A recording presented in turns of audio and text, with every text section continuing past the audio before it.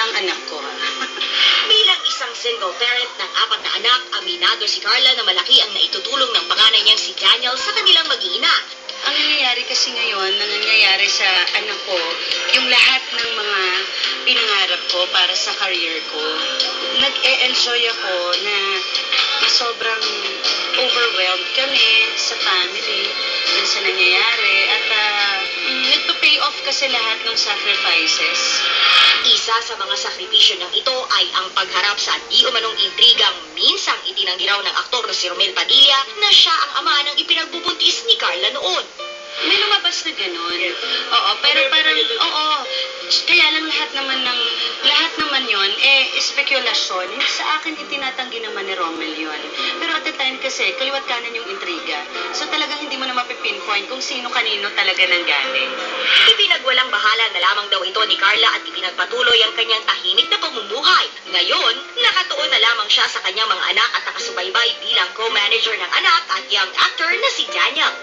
Everyday, meron kaming one-on-one. Everyday nakakarinig siya sa akin ng mga pangaral, advices. Kahit sabihin niya, oo ma, ano ba yung paulit-ulit, ang kulit mo naman masaya. Wala siyang magagawa talaga. Talagang ganon. Kabilang sa mga payo niyang ito ay ang tamang pakikitungo ni Daniel sa ka-love team niya si Catherine Bernardo na gustong-gusto ni Carla.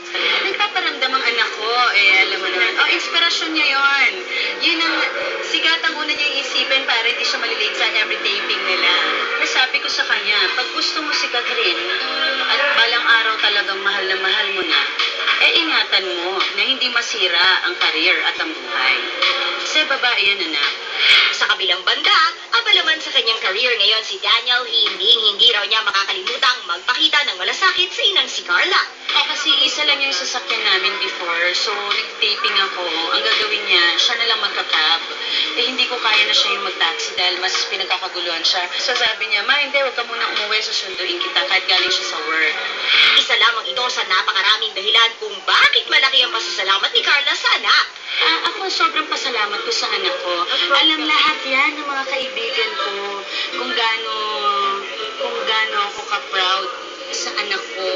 At lahat ng kaibigan ko, proud na proud sila sa akin dahil nakita nila kung ano yung mga iginapang ko sa buhay, kung ano yung mga isinakripisyo ko sa buhay para makapaglatag ng pagkain sa mesa para sa mga bata. Sa puntong ito, may isang hiling ang emosyonal na ina sa kanyang matulungin at mapagmalasakit na anak. Daniel, maraming salamat, anak. Ipagpatuloy mo yan para mas marami ka pang matulungan. Hindi lang ako hindi lang yung pamilya namin. Ang dami kong gustong matulungan, ang dami niyang gustong matulungan. Nag-birthday siya, gusto niya magtayo ng orphanage. Alam mo yun, nag-birthday siya sa mga batang may cancer. Kasi kung ano yung puso ko, inilipat ko sa mga anak ko Kaya, I think that kaya nandiyan siya, nababless. Diba? Ganun lang naman yun. Kung kilala mo ng personal si Carla Estrada, magiging maligaya ka sa pinatunguhan ng kanyang anak na si Daniel. Correct. Kasi fighter itong tao. Ako yan. Hindi naman talaman ng kanyang mga anak. Sabi nga niya kanina, may maihain lang sa mesa. Diba? Kasi si Daniel kay Omeng. Yung sumunod naman kay Naldi Padilla. Yung kumanta ng Huwag Kang Susuko. Yun. Martin sa buo yun.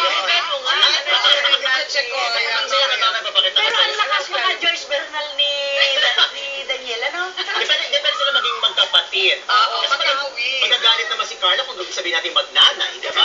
Binibili ni Joyce Bernal, gwapo talaga. Mahaba din kasi ang hair. Ito may nag-text sa akin, mukhang tomboy. Si Daniel Padilla, wala naman pong krimen sa pagiging tibo.